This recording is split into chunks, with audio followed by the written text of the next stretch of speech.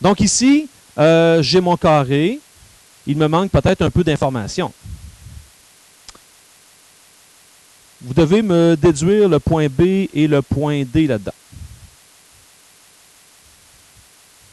Quand vous regardez les informations qu'on a là, c'est un carré. Emmanuel, toi, tu dis que le point B, ça serait 3, 8.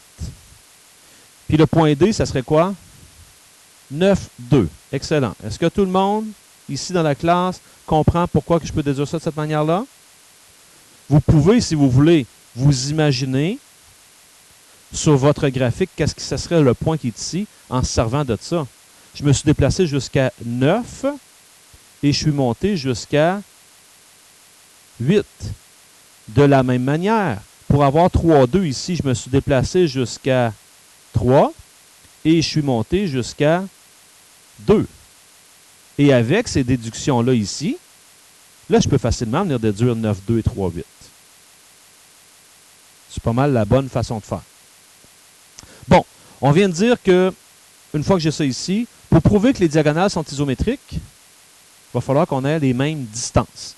Donc, je vais structurer mes calculs et je vais venir prouver ça dans quelques étapes. Donc, je vais dire première étape, il va falloir que je calcule les distances de chacune. Donc, distance de AC. La distance, par définition, je n'ai pas le choix, je dois mettre la formule. x2 moins x1 au carré plus y2 moins y1 au carré.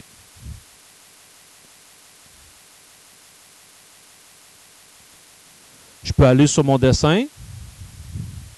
x1, y1, x2, y2. L'ordre n'a pas d'importance. L'idée, c'est prendre le temps de les numéroter. Trop souvent, je vois des petites erreurs où on inverse des chiffres. Ça signifie ici que ça va me faire x2 moins x1, ça va faire 9 moins 3 au carré, plus 8 moins 2 au carré. Alors, il y a un bout que je peux faire mentalement. 9 moins 3, 6. 6 au carré, 36. Plus 8 moins 2, 6. 6 au carré, 36. En passant, vous vous souvenez que à l'intérieur de ma racine ici, peu importe les calculs, que j'ai un nombre négatif ou positif, quand je le mets au carré, ça donne toujours du positif. Je ne peux pas avoir de moins 36 ici. C'est impossible, parce que je le mets au carré. Ça me fait la racine de 72. Si on veut racine de 72, j'obtiens 8,49. OK. Donc, je sais que AC, ça mesure 8,49. Est-ce qu'après ces deux calculs-là, on peut confirmer que les diagonales sont isométriques? Bien sûr. Donc, je vais m'empresser de venir écrire ça. Troisième étape. Je pourrais dire les diagonales sont isométriques car la justification est simple. J'ai juste à écrire, je me suis servi de la distance. Donc, la distance entre AC est égale à la distance entre BD. Voilà.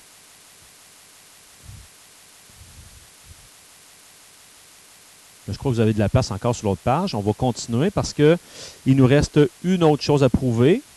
C'est de montrer que les diagonales sont perpendiculaires. Là, on a dit, pour la perpendicularité, on va se servir des pentes. OK? Donc, calculons, première des choses, je suis rendu à la quatrième étape, la pente de AC. A égale y2 moins y1 sur x2 moins x1.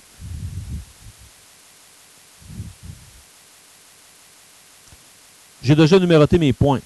Donc, en faisant ça avec ce que j'ai identifié, je vais obtenir 8 moins 2 sur 9 moins 3. Ce qui me donne 6 sur 6, ça fait 1. OK. Je retiens ça. Cinquième calcul, c'est la pente de l'autre. La pente de BD. Là, regardez bien, on va s'arrêter ici. Moi, quand je fais des calculs comme ça, c'est sûr que j'ai une bonne compréhension des problèmes, mais je vais vous donner un truc. J'essaie d'anticiper des choses pendant que je fais mes calculs. Ça me prendrait quoi comme pente BD pour être sûr qu'ils vont être perpendiculaires? Qu'est-ce que ça me prendrait comme pente? Quelle sera la pente pour être certain que les deux droites sont perpendiculaires? Moins 1. Moins 1. Parce que je sais que moins 1 fois 1, ça fait moins 1. Donc, je serai correct. Mais ça se fait rapidement dans votre tête. C'est simplement une balise. Juste pour voir, ça devrait être pas mal ça. Calculons-le. A égale. De la même manière, tout à l'heure, j'avais identifié mes variables. Donc, BD, ça me fera 2 moins 8 sur 9 moins 3. J'ai moins 6. 9 moins 3, 6. Donc, ça me fait moins 1. Ça confirme que je suis correct. Je suis rendu à ma 6e étape. C'est de dire que mes deux diagonales sont perpendiculaires. Les diagonales sont... Tiens, voici un beau petit symbole pour éviter d'écrire perpendiculaire. Ça s'écrit encore plus vite que ça. C'est un symbole en maths. Un genre de T à l'envers avec le petit symbole perpendiculaire. Ça veut dire perpendiculaire.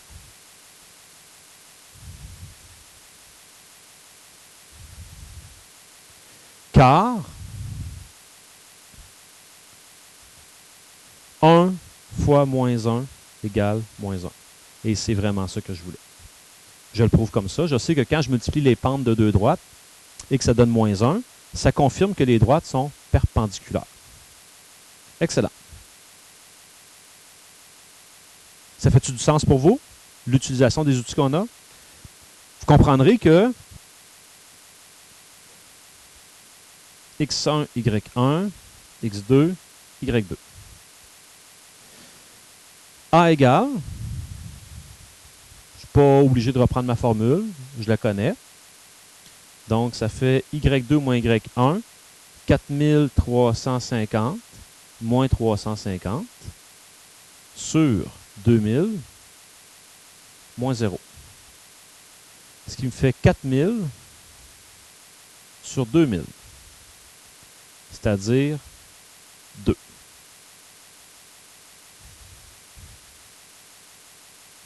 Il en reste deux autres à calculer. On va calculer la pente de BC, puis finalement la pente de CD. Donc, troisième calcul. La pente de BC. B qui est 2000, 4350. Et C qui est 2700, 4000. X1, Y1, X2, Y2. Je vais assez rapidement, là. C'est redondant. On va gagner du temps. Je l'ai calculé pour vous. J'ai obtenu moins une demi. Et de la même manière, je vais vous faire cadeau de la pente de l'autre, la pente de CD.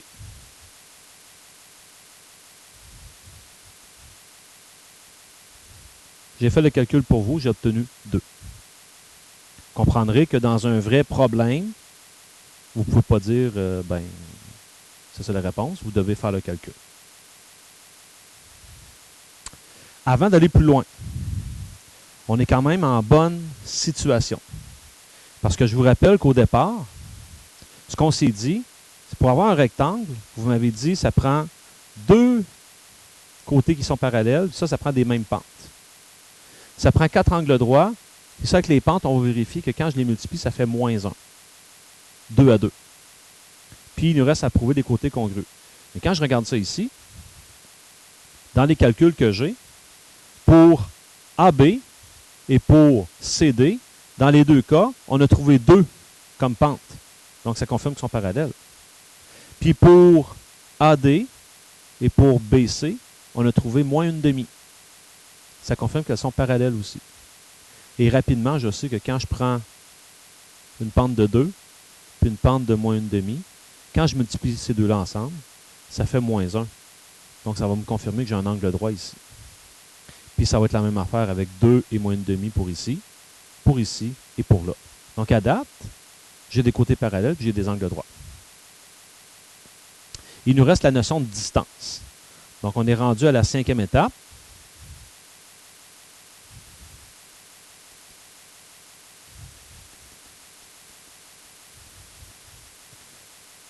Je vais y aller comme ça. Je vais mettre distance au pluriel. Je vais les calculer une après l'autre. Je vais faire la distance dans un premier temps de AD.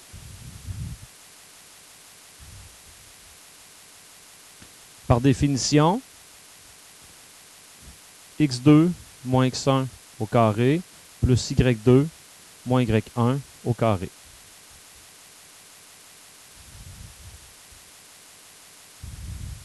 C'est-à-dire 700 moins 0 au carré plus 0 moins 350 au carré.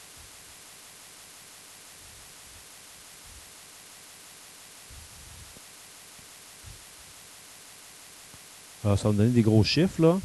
700 moins 0, ça fait 700. 700 au carré qui fait 490 000. Plus 0 moins 350 qui fait moins 350. Quand je mets ça au carré, ça me fait 122 500. Donc, je fais la racine du total. Ça me donne 782,62.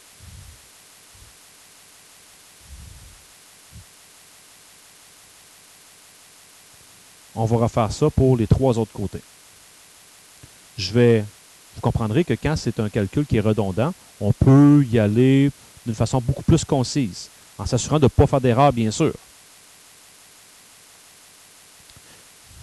Je veux également calculer la distance de BC. Égale racine carrée de. J'ai mon point B, j'ai mon point C, je peux les identifier, l'ordre n'a pas d'importance. Je vais me retrouver avec un calcul qui va ressembler à ceci. 2700 moins 2000 au carré, plus la différence des Y, qui est 4000, moins 4350 au carré.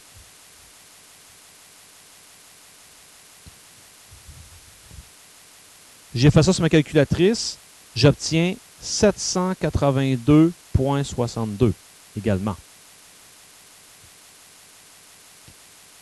Ça regarde très bien. Anticiper.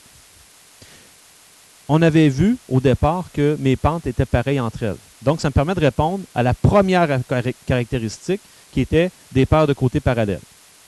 Donc, je pourrais dire, quand je regarde mon dessin du départ, ben, mon côté AB, il est parallèle au côté CD. Et le côté AD, ça c'est le petit symbole d'être parallèle, où vous écrivez est parallèle, ABC, car. Pourquoi je peux dire qu'ils sont parallèles entre eux? Même pente. J'ai mes calculs sont tout en haut. Tu iras voir, c'est là. OK, le correcteur, c'est sa job. Car, même pente. Première caractéristique qui est réglée. La deuxième caractéristique, on me dit, ça me prenait 4 angles droits.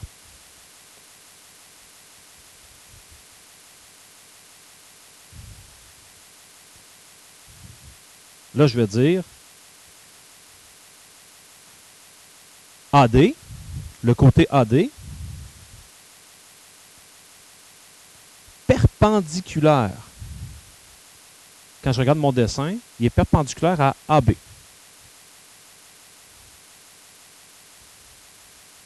Car, qu'est-ce que je vais vérifier ça? Je multiplie les pentes et je m'assure que mes pentes donnent moins 1. Dans ce cas ici, AD, sur mon dessin, on va tourner le revoir, c'est important. AD, il est ici. Cette pente-là, c'était moins 1,5. Puis AB, qui est ici, cette pente-là, c'était 2. Ce que j'ai à faire, c'est de vérifier, quand je multiplie ces deux-là, est-ce que ça fait moins 1? Et c'est le cas. Donc ici, je vais dire quart, moins 1,5 fois 2 égale moins 1. C'est ce que je voulais. Je vais le prouver pour les trois autres angles. Donc, je pourrais dire AD est également perpendiculaire à CD, car c'est encore le même principe. Moins 1,5 fois 2, ça fait moins 1. J'ai aussi que AB est perpendiculaire à BC, car AB vaut 2 fois BC qui vaut moins 1,5. Ça fait moins 1. Et finalement, le dernier angle, CD, perpendiculaire à BC, car CD vaut 2, BC vaut moins 1,5. Quand je les multiplie, ça fait moins 1.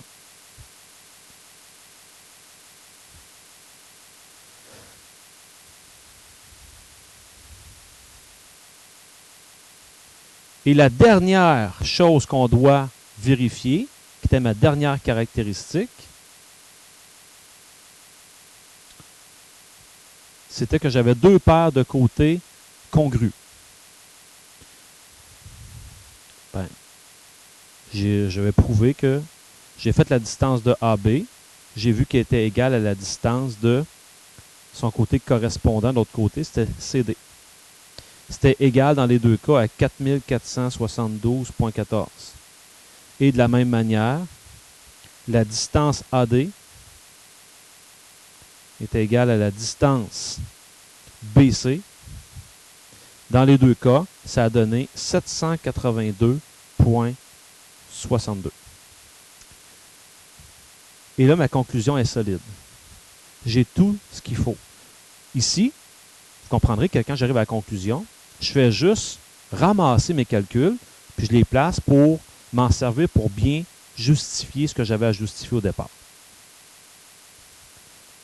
Les côtés de la même longueur, des angles droits, ça donne moins 1 quand je multiplie les pentes, puis des côtés parallèles parce qu'ils ont les mêmes pentes entre eux. Vous comprendrez que